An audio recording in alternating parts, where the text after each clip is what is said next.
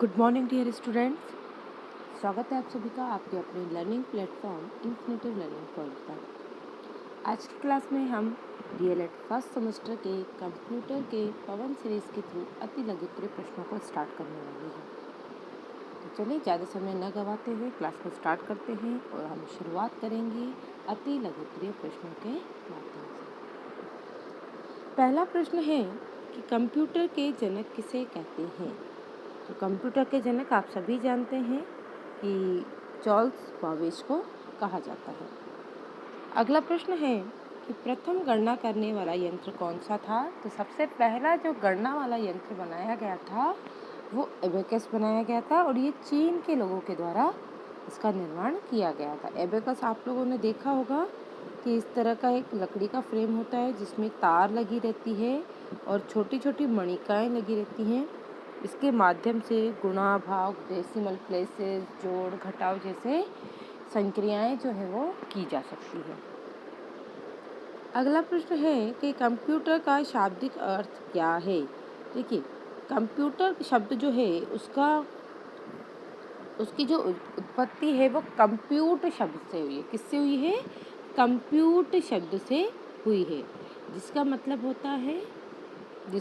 होता है गणना करना। क्या मतलब होता है जिसका? गणना करना।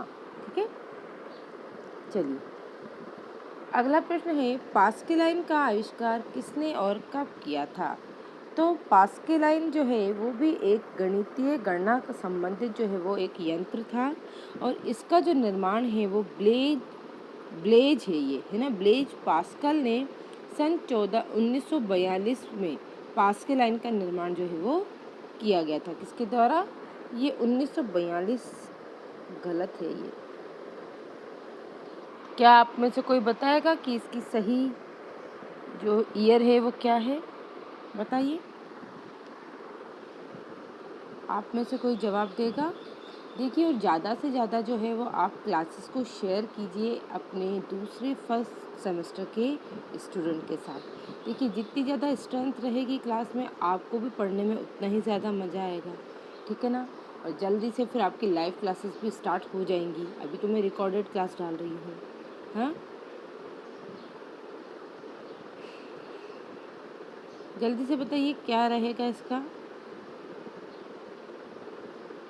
निर्माण कब किया गया था? ये 1942 नहीं है, ये 1642 है ना, 1642 सही कर लीजिएगा। अब देखो, काफ़ी सारी गलतियां जो हैं वो हमारी सीरीज़ में भी रहती हैं। ठीक है, क्लासेस को अटेंड करना क्यों ज़रूरी है? क्योंकि जो बच्चा क्लास अटेंड नहीं करेगा अब वो तो 1942 याद करके चला जाएगा। भाई, बुक जो खोल कर देखेगा ही नहीं, जिनके पास बुक नहीं होगी तो वो तो सीरीज़ के थ्रू याद कर रहे हैं, तो वो तो जो इस सीरीज़ में लिखा रहेगा वही तो याद करेंगे, तो फिर आपके उत्तर गलत हो जाएंगे, है ना। चलिए अगला प्रश्न पे बढ़ते हैं कि कंप्यूटर सिस्टम के प्रमुख भाग कौन से हैं। तो कंप्यूटर सिस्टम के जो है वो दो तरह के भाग, एक तो अपन कहें इनपुट डिवाइस होती है इनमें, और दूसरा होता है आउटपुट डिवाइस। फिर इसमें मेनली प्रोसेसिंग यूनिट आती है और फिर मेमोरी यूनिट आती है। इनपुट डिवाइस में आपके कीबोर्ड है ना, कीबोर्ड, स्कैनर, स्पीकर है ना, माइक, ये सब आ जाते हैं। सॉरी, स्पीकर तो आउटपुट डिवाइस होती है, जैसे माइक आ जाएगा आपका, है ना, ये सब आपके इनपुट डिवाइस में आ जाते हैं। माउस हो गया आपका, है ना, जॉयस्टिक हो गई, या फिर जिनसे भी आप इंस्ट्रक्शन देते हैं कंप्यूटर में, वो सभी इनपुट डिवाइसेस के अंतर्गत आते हैं। आउटपुट डिवाइस में आपका मॉनिटर आ जाता है, स्पीकर आ जाता है, प्रिंटर आ जाता है ना, जिनसे अपन कुछ ऑब्टेन करते हैं। प्रोसेसिंग यूनिट में आपका सीपीयू आ जाता है ना, सीपीयू में दो तरह की प्रोसेसिंग होती है। ठीक है, और अभी हम कहें कि मेमोरी यूनिट, तो मेमोरी में आपको पता है रैम और रोम दो तरह की जो है वो मेमोरी कंप्यूटर के अंदर होती है ना। रैम मतलब रैंडम एक्सेस मेमोरी और रोम मतलब रीड ओनली मेमोरी, जिसको सिर्फ हम पढ़ सकते हैं, उसमें कुछ चेंजेस नहीं कर सकते हैं। चलिए आगे बढ़ते हैं अगले प्रश्न की ओर कि कंप्यूटर को मुख्यतः किन दो भागों में बांटा गया है। तो यहाँ पे बात करें हम तो इसके दो भाग हैं मुख्य, एक तो हार्डवेयर, दूसरा सॉफ्टवेयर। हार्डवेयर में आपकी इनपुट आउटपुट डिवाइसेस, प्रोसेसिंग, ये सब प्रोसेसर वगैरह आ जाता है, ठीक है ना, जिनको आप भौतिक रूप से देख, छू और महसूस कर सकते हैं। सॉफ्टवेयर के अंतर्गत जो है वो आपके प्रोग्राम्स आ जाते हैं जिनके थ्रू आप कंप्यूटर में काम करते हो। कंप्यूटर का जो इंस्ट्रक्शन जिस फॉर्म में आपको आपके द्वारा दिया जाता है और जिस फॉर्म में आप आउटपुट प्राप्त करते हो वो आपका सॉफ्टवेयर हो जाते हैं। ठीक है ना। इसमें प्रोग्राम्स वगैरह आते हैं जैसे MS-DOS हो गया आपका, ओरेकल, लिनक्स हो गया। ठीक है ना। ये सभी क्या है, विंडो हो गया आपका, विंडो 98, विंडो XP, है ना। ये सभी आपके सॉफ्टवेयर हो जाते हैं। अगला प्रश्न है, कंप्यूटर की सर्वप्रथम परिकल्पना की गई थी। तो कंप्यूटर शब्द की जो परिकल्पना है वो सर्वप्रथम 1833 में चार्ल्स बाबेज ने की थी। देखिए, इससे पहले जो भी एबेकस बने, पास्कलाइन बने, तो उनको कंप्यूटर के फॉर्म में नहीं देखा गया था, है ना। उनके लिए कंप्यूटर शब्द का उपयोग नहीं किया गया था। पर सबसे पहले कंप्यूटर शब्द का उपयोग जो है वो चार्ल्स बाबेज के द्वारा निर्मित यंत्र के लिए ही किया गया था, जो कि 1833 में बनाया गया था। अगला प्रश्न है, कंप्यूटर किन इलेक्ट्रॉनिक और विद्युत उपकरणों से मिलकर बना होता है। तो इसमें आपको इनपुट, आउटपुट और प्रोसेसिंग डिवाइस के नाम लिखने हैं। तो computer keyboard, mouse, CPU, monitor, speaker से मिलकर बना होता है। और सारी चीज़ें भी होती हैं इसमें, पर वो ऑप्शनल होती हैं। पर एक कंप्यूटर पे काम करने के लिए जो बेसिक चीज़ें होती हैं वो आपकी इनपुट, आउटपुट डिवाइस और प्रोसेसिंग यूनिट होती है। ठीक है ना। इसके बिना कंप्यूटर काम नहीं कर पाता है। पर फिर इसके अलावा आप मॉडेम जोड़ दो, स्कैनर जोड़ दो, प्रिंटर जोड़ दो, और भी चीज़ें जुड़ सकती हैं, है ना। पर बेसिक जो चीज़ें हैं वो ये 3 ही रहती हैं। अगला प्रश्न है, कंप्यूटर किस भाषा का उपयोग करता है। तो कंप्यूटर हमेशा बाइनरी लैंग्वेज समझता है। बाइनरी लैंग्वेज जो होती है वो 0 1 के फॉर्म में होती है। इन्हीं अक्षरों को, इन्हीं अंकों को अलग अलग क्रम में व्यवस्थित करके कंप्यूटर अपनी भाषा का निर्माण करता है और कंप्यूटर इसी भाषा को समझता है। फॉर एग्जाम्पल, जैसे मैंने कहा कि आप गूगल पे गए और आपने लिखा DLED, तो कंप्यूटर DLED को इस फॉर्म में नहीं पढ़ेगा, वो एक अपनी ही भाषा में इसको कोड करेगा, है ना। अपनी भाषा में इसका एक कोड बनाएगा और फिर उसको रीड करेगा, और वो कोड हमेशा बाइनरी लैंग्वेज में होता है। तो एग्जाम्पल के लिए बता रही हूँ कि जैसे D को उसने 1 के फॉर्म में ले लिया, E को इसने 0 ले लिया, L को इसने अगेन 1, E को फिर 0 और D को फिर से 1। तो इस तरीके से कंप्यूटर अपना एक बाइनरी लैंग्वेज का कोड तैयार करता है और फिर उसको रीड करता है और फिर इसके अकॉर्डिंग आपको आउटपुट प्रदान करता है।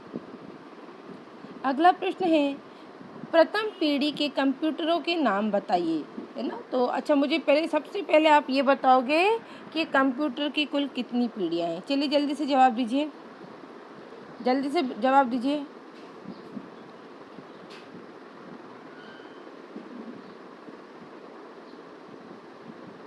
बताइए।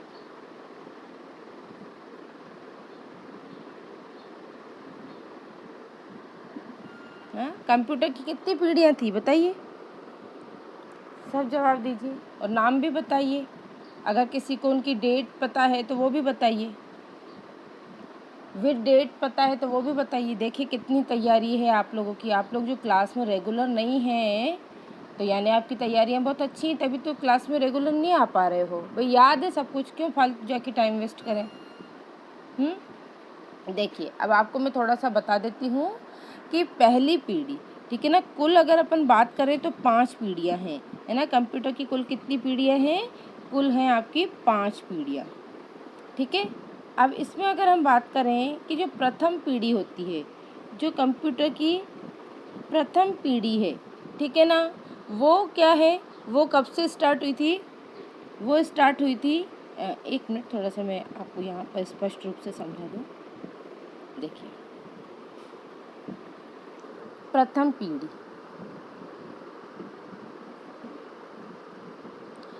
पीढ़ी जो है वो 1940 से 56 तक रही।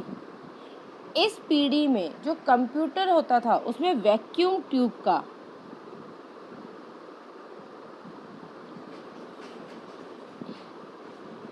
ट्यूब का यूज़ होता था, ठीक है ना। दूसरी, अब ये तो पहली पीढ़ी हो गई। दूसरी पीढ़ी की हम बात करें, दूसरी पीढ़ी आपकी 1956 से 63 तक चली। इसमें ट्रांजिस्टर का यूज़ होता था। इस पीढ़ी में कंप्यूटर में प्रोसेसर के रूप में ट्रांजिस्टर का यूज़ होता था। ठीक है ना, ये आपको सब याद रखने हैं, इनसे प्रश्न आते हैं, ये पूरा याद रखना है, टाइम याद रखना है, किस टाइम पे किसका यूज़ होता था ये याद रखना है। अब बात करें हम तीसरी पीढ़ी की, बाकी जिनको आता है वो कमेंट करो, जिनको आता है वो कमेंट करते रहो। तीसरी पीढ़ी जो थी वो आपकी रही 1964 से 72 तक।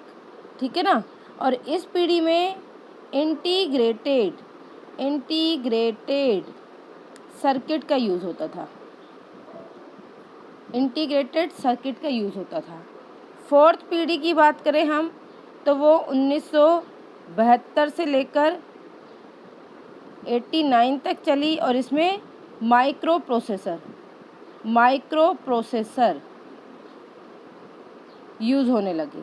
ठीक है, और फिर फिफ्थ पीढ़ी है जो कि 1989 से लेकर अभी तक चल रही है ना, अब तक चल रही है। अब इसमें जो है इसे कृत्रिम इंटेलिजेंस का यूज़ होता है। इसमें कृत्रिम इंटेलिजेंस का यूज़, आर्टिफिशियल इंटेलिजेंस का यूज़ जो है वो इसमें हो रहा है। ठीक है, चलिए, तो ये आपकी 5 पीढ़ियाँ थी। प्रश्न था, अब अपने प्रश्न पे आ जाते हैं। प्रश्न क्या था कि प्रथम पीढ़ी के कंप्यूटरों के नाम बताइए। तो उत्तर रहेगा आपका ENIAC, EDUAC और EDISAC, है ना। तीनों मिलते जुलते हैं, आसानी से याद हो जाएंगे। ENIAC, रिपीट करो, रिवाइंड करो मेरे साथ, कमेंट करो, चलो जल्दी से कमेंट करो जो यहीं पे याद हो जाएंगे। ENIAC, EDUAC और EDUSAC, है ना, EDSAC। चलिए, अगला प्रश्न है आपका, कंप्यूटर शब्द लैटिन भाषा के किस शब्द से बना है। तो लैटिन भाषा के कंप्यूटर, है ना, कंप्यूटर शब्द जो है वो लैटिन भाषा के कंप्यूटर शब्द से मिलकर बना है। अगला प्रश्न है, इसको कंप्यूट शब्द से भी कहीं कहीं पे इसकी उत्पत्ति दी रहती है, आपको जो याद रहे वो अच्छे से याद रखिएगा। अगला है कंप्यूटर की परिभाषा लिखिए। अब देखिए, कंप्यूटर की परिभाषा आप याद करो, आपको याद होती है तो बहुत अच्छी बात है, ना तो आप खुद सोचो कि अगर आपसे पूछा जाए कि कंप्यूटर क्या है तो आप क्या जवाब दोगे। भाई हम जवाब देंगे। अब देखो, मैं आपको यहाँ पे तुरंत इसकी बिना देखे एक अच्छी सी डेफिनेशन बता देती हूँ, मन से, बिल्कुल मैंने कोई बुक का नहीं देखा। कंप्यूटर की परिभाषा क्या हो सकती है कि कंप्यूटर एक ऐसी इलेक्ट्रॉनिक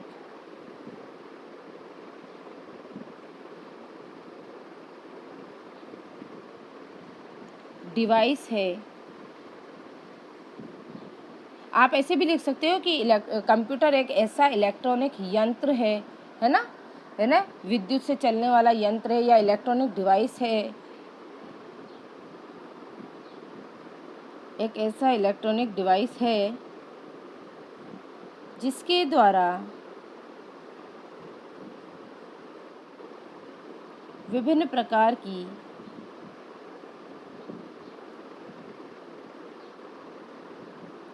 गणनाओं और जानकारियों को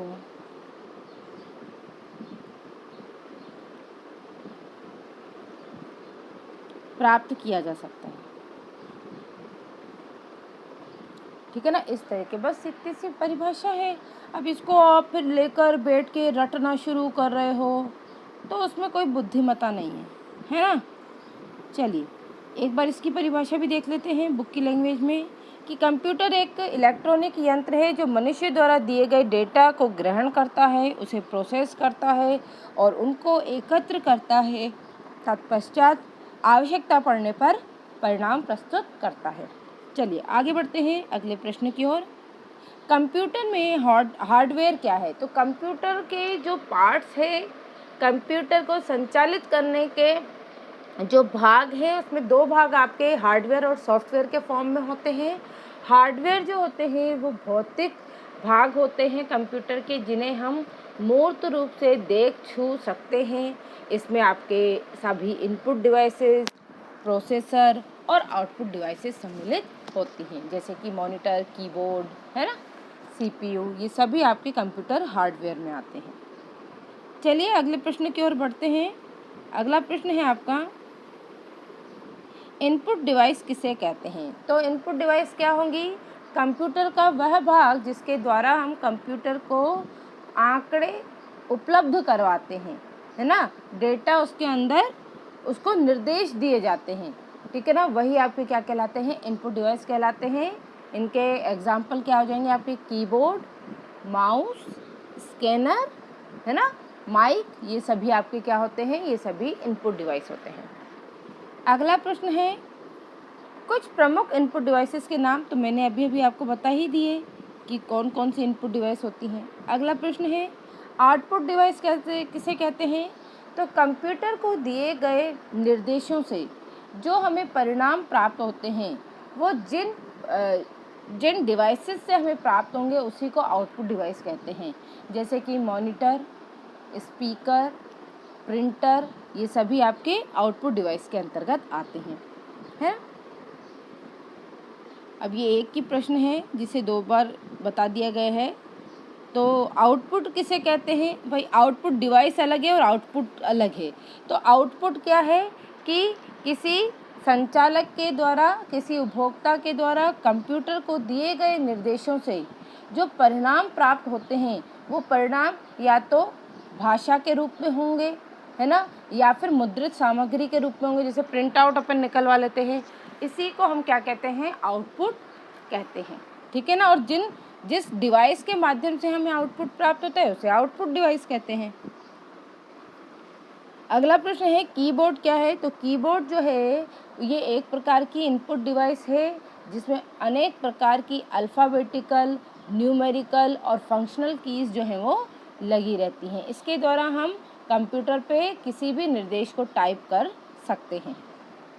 अगला प्रश्न है, माइक्रो कंप्यूटर किसे कहते हैं? तो माइक्रो का मतलब ही होता है छोटा। माइक्रो शब्द का यूज़ ही हम छोटी अति सूक्ष्म जो चीज़ें होती हैं उनके लिए इसका यूज़ किया जाता है। तो कंप्यूटर के वृहद रूप को जो है वो सुधार करके एक उसका छोटे रूप का वो बनाया गया जिसे हम माइक्रो कंप्यूटर के नाम से जानते हैं, है ना। इनमें ये छोटे आकार के होते हैं एवं कम गति से कार्य करते हैं। इनकी प्रोसेसिंग इतनी फास्ट नहीं होती है क्योंकि इसमें सभी चीज़ें काफ़ी छोटी होती हैं, तो इनकी प्रोसेसिंग स्पीड जो है वो बड़े कंप्यूटर से थोड़ी सी कम हो जाती है। इनको माइक्रो या पर्सनल कंप्यूटर भी कहते हैं। अब माइक्रो कंप्यूटर में आपका टैबलेट आ सकता है ना, आपका पीसी आ सकता है, ये सभी माइक्रो कंप्यूटर के फॉर्म हैं।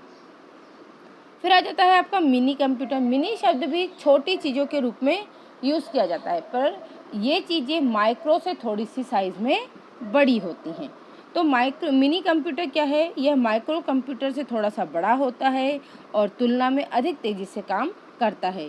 इसका आकार जो है वो मध्यम आकार में के रूप में ये होते हैं। अगला प्रश्न है, मेमोरी क्षमता मापने की इकाई क्या है? तो किलोबाइट। अब यहाँ पे ज़रूरी नहीं है कि अपन किलोबाइट ही लिखें। किलोबाइट की जगह आपका मेगाबाइट, गीगाबाइट, है ना, टेराबाइट, ये सभी आ सकते हैं। बाइट्स, ये सभी क्या हैं? आपकी कंप्यूटर की मेमोरी क्षमता को मापने की इकाइयाँ हैं। अगला प्रश्न है, बाइनरी प्रणाली क्या है? तो बाइनरी सिस्टम की बात करें तो कंप्यूटर में लगा इलेक्ट्रॉनिक सर्किट केवल मशीनी भाषा को ही समझ सकता है। इस भाषा को वह 2 अंकों में जैसे कि 0 और 1 के रूप में ही प्रयोग करता है। इसे ही हम बाइनरी प्रणाली कहते हैं। यानी कि कंप्यूटर जो है वो कभी भी आपके दिए गए निर्देशों को उसी फॉर्म में रीड नहीं करता है। कंप्यूटर पहले आपके द्वारा दिए गए निर्देशों को उसकी मशीनी भाषा में कन्वर्ट करता है जो कि 0 और 1 अंक के रूप में होती है। इसी को हम बाइनरी सिस्टम कहते हैं। अगला प्रश्न है, बिट क्या है? तो बिट जो है वो बाइनरी डिजिट का संक्षिप्त रूप है। जैसे हमने लिखा अभी बाइनरी लैंग्वेज के मैंने बारे में आपको बताया ना कि 0 1 के फॉर्म में चलती है, तो ये एक अकेला जो 0 है इसको हम बिट कहते हैं। एक अकेला 1 है, इसको क्या कहा जाएगा? बिट कहा जाएगा, ठीक है ना। फिर इनके समूहों को बाइट कहा जाएगा। अगला है कि बाइट किसे कहते हैं, तो जैसे बाइनरी लैंग्वेज में हमने लिखा 0 1 1 0 0 1 0 1, ये कुल 8 बिट का एक समूह हो गया, है ना। तो इसको क्या कहा जाएगा, इसको कहा जाएगा बाइट। इसको क्या कहा जाएगा, बाइट कहा जाएगा। तो 8 बिट के समूहों को बाइट कहा जाता है। चलिए अगला प्रश्न है ALU क्या है। तो कंप्यूटर द्वारा तार्किक और अंकीय गणना करना, है ना। अर्थमेटिकल लॉजिकल यूनिट इसे कहा जाता है। ALU का फुल फॉर्म क्या है, अर्थमेटिकल लॉजिकल यूनिट, यानी कि अंक गणितीय गणनाओं को तार्किक रूप से करने की जो प्रणाली हमारे कंप्यूटर प्रोसेसर में होती है, CPU में होती है, उसी को हम ALU के नाम से जानते हैं। इसका प्रमुख कार्य अंक गणितीय गणनाओं को तार्किक रूप से करना होता है। चलिए अगले प्रश्न पे बढ़ते हैं। अगला प्रश्न है आपका, मॉडेम क्या है। तो मॉडेम क्या होता है भाई, यह कंप्यूटर के में प्रयोग में लाया जाने वाला एक यंत्र होता है जिसके माध्यम से कंप्यूटर पर टेलीफोन लाइन के द्वारा दूर स्थित कंप्यूटर से डेटा का आदान प्रदान किया जा सकता है। अब ये क्या है, ये एक प्रकार का यंत्र होता है, एक प्रकार की डिवाइस होती है जिसको हम कंप्यूटर से कनेक्ट कर देते हैं और फिर उससे क्या हो जाता है, उससे कंप्यूटर में इंटरनेट सुविधा जो है वो शुरू हो जाती है। क्या हो जाती है, इंटरनेट सुविधा जो है वो शुरू हो जाती है। हम आसानी से जो है वो नेट कॉलिंग कर सकते हैं।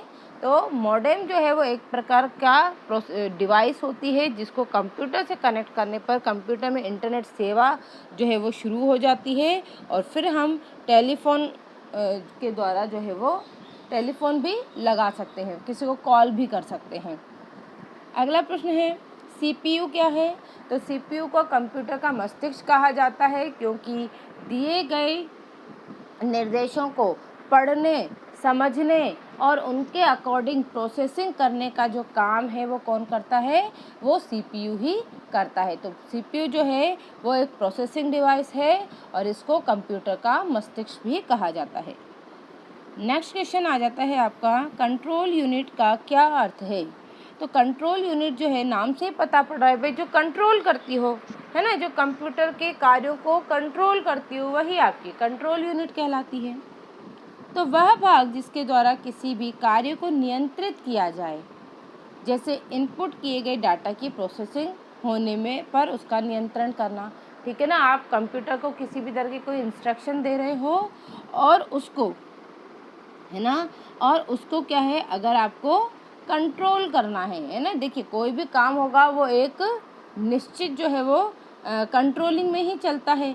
ठीक है ना, अनियंत्रित तो काम होते नहीं हैं, एक के बाद एक आपको जवाब मिलते हैं। जैसे कि आपने सबसे पहले कोई गणना इनपुट कुछ किया, आपने कुछ जो है वो अंकगणितीय संक्रियाओं को इनपुट किया, फिर उसके बाद आपने दूसरी अंकगणितीय संक्रियाओं को इनपुट किया, तो आपको जवाब एक के बाद एक क्रमबद्ध रूप से ही मिलते हैं ना। ऐसे तो नहीं है कि आपके को 10वें सवाल का जवाब पहले मिल जाएगा और फिर उसके बाद में आपको पहले सवाल का उत्तर मिलेगा, ऐसा तो नहीं होता है ना। जो आप सबसे पहले डालोगे उसी का जवाब आपको सबसे पहले मिलेगा।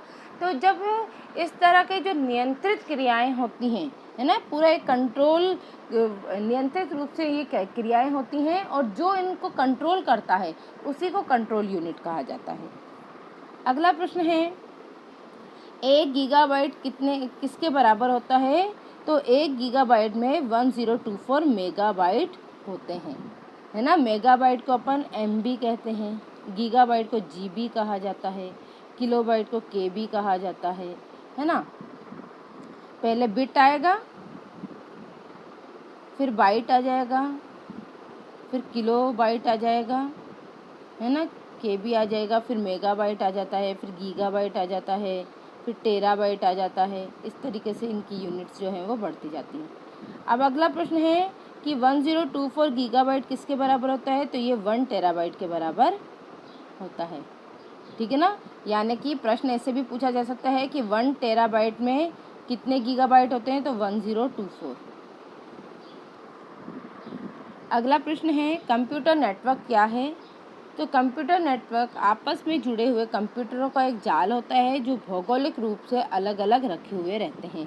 मतलब जैसे कि अगर हम बात करें कि कंप्यूटर नेटवर्क क्या है कि एक ही, आपने देखा होगा अक्सर कि अगर हम जैसे जाते हैं बैंक वगैरह में जाते हैं तो बैंक में हर एक कर्मचारी के आगे अपना अपना कंप्यूटर सिस्टम होता है, पर हमारा जो डाटा होता है वो हर कंप्यूटर में स्टोर होता है, ठीक है ना। हर कंप्यूटर एक दूसरे के कंप्यूटर से कनेक्टेड रहता है और सभी के मध्य एक नेटवर्किंग होती है जिसके द्वारा भले ही ये कंप्यूटर अलग अलग रखे हुए हैं पर फिर भी ये आपस में जुड़े रहते हैं। ये आसानी से डेटा को इधर से उधर ट्रांसफ़र कर पाते हैं और एक कंप्यूटर के डाटा को हम दूसरे कंप्यूटर पे भी देख सकते हैं। इसी को कंप्यूटर नेटवर्क कहा जाता है। अगला प्रश्न है वैन क्या है? तो वैन भी कंप्यूटर नेटवर्क का एक प्रकार है जिसे वाइड एरिया नेटवर्क के नाम से जानते हैं। क्या कहते हैं? Wide area network. कौन कौन से होते हैं? एक तो लैन होता है, एक मैन होता है ना, और दूसरा होता है वैन। ये 3 प्रकार के कंप्यूटर नेटवर्क होते हैं ना, local area network, metropolitan area network और फिर आपका वाइड एरिया नेटवर्क। चलिए नेक्स्ट क्वेश्चन पे बढ़ते हैं। सर्वर क्या है? तो सर्वर कंप्यूटर का प्रोग्राम है।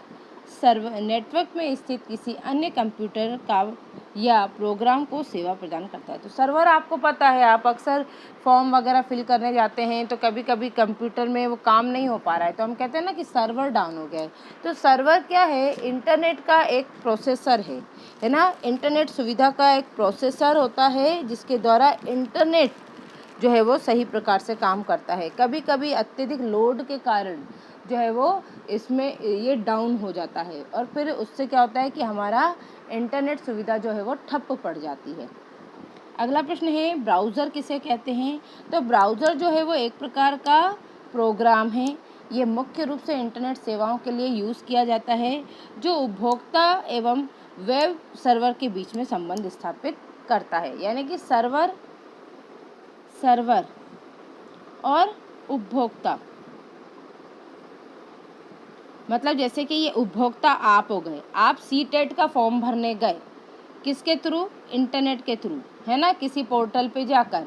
तो सर्वर क्या काम करेगा? आपको इंटरनेट सुविधा प्रदान करेगा, पर सर्वर और उपभोक्ता के बीच में एक जो कनेक्शन स्थापित होता है वो किसके द्वारा होता है? वो स्थापित होता है ब्राउज़र के द्वारा। ब्राउज़र के द्वारा ही हम किसी इंटरनेट सुविधा को प्राप्त कर पाते हैं, किसी वेबसाइट पर जा पाते हैं, है ना। जैसे कि आपका गूगल हो गया, क्रोम हो गया, ये सभी ब्राउज़र के फॉर्म हैं, है ना। वहीं पे तो जाके सर्च करते हैं हम सब कुछ। अगला प्रश्न है URL क्या का पूरा नाम क्या है? तो यूनिफॉर्म रिसोर्स लोकेटर। क्या है? यूनिफॉर्म रिसोर्स लोकेटर इसका पूरा नाम होता है। नेक्स्ट क्वेश्चन है ईमेल अकाउंट क्या है?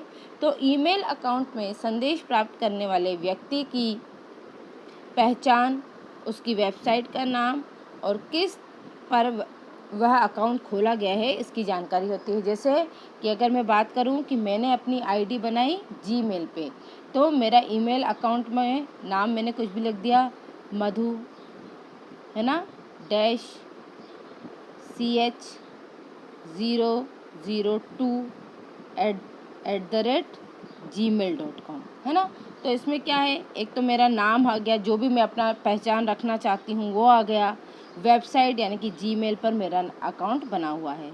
तो ईमेल अकाउंट जो है वो एक तरह का एड्रेस होता है उपभोक्ता का, जिसने अपना अकाउंट किसी वेबसाइट पर बनाया हुआ है, उसमें उसकी पहचान और वेबसाइट का नाम भी होता है। अगला है मिनी कंप्यूटर में रैम की क्षमता क्या होती है? तो मिनी कंप्यूटर में जो रैम होती है वो 1 MB से लेकर 256 MB क्षमता तक की होती है। अगला है डेस्कटॉप कंप्यूटर क्या है? डेस्कटॉप मतलब ऐसा कंप्यूटर जिसे डेस्क पर रखा जा सके। जैसे पता है ना आपको, टेबल पे जो कंप्यूटर रखे रहते हैं वो डेस्कटॉप कंप्यूटर होते हैं। यह कंप्यूटर स्क्रीन की पृष्ठभूमि है। तो अब पृष्ठभूमि क्या है कि भाई जो कंप्यूटर का मॉनिटर जितना बड़ा होगा, है ना। अब जैसे आपको हम कहें लैपटॉप को तो हम अपने हाथ में भी पकड़ लेते हैं, पर क्या डेस्कटॉप कंप्यूटर को आप हाथ में उठा के इधर से उधर ले जा सकते हो क्या? क्या वो पोर्टेबल होता है? क्या नहीं होता है? क्यों नहीं होता है? साइज़ के कारण। तो जो डेस्कटॉप है वो एक तरीके से ये कंप्यूटर स्क्रीन की पृष्ठभूमि होती है, मतलब किस तरीके से आप कंप्यूटर को कहाँ पर हैंडल कर सकते हो, ठीक है ना, वही आपका डेस्कटॉप कहलाता है। तो चलिए आज के लिए इतने ही प्रश्नों को हम करेंगे। अब मिलेंगे नेक्स्ट क्लास में। डेली आपकी फर्स्ट सेमेस्टर की 2 क्लासेस रहेंगी और थर्ड सेमेस्टर की भी 2-2 क्लासेस आपको डेली मिलती रहेंगी, ठीक है। अभी टाइम टेबल प्रॉपरली सेट नहीं हो पाया है, इसलिए आप जो है वो हमारे टेलीग्राम ग्रुप से जुड़ जाइए ताकि आपको क्लासेस की लिंक जो है वो मिलती रहे। मैं आधे घंटे पहले आपको इन्फॉर्म कर ही देती हूँ कि क्लास कब शुरू होने वाली है, तो आप उस लिंक और उस मैसेज के थ्रू आपको पता चल जाएगा कि क्लास जो है वो स्टार्ट होने वाली है, ठीक है। बहुत जल्द आपका टाइम टेबल भी सेट हो जाएगा, पर अभी जितनी क्लास और जिस तरीके से मिल रही है आप उनका बेनिफिट लेना स्टार्ट कर दीजिए। चलिए मिलेंगे नेक्स्ट क्लास में, तब तक के लिए good bye, have a nice day.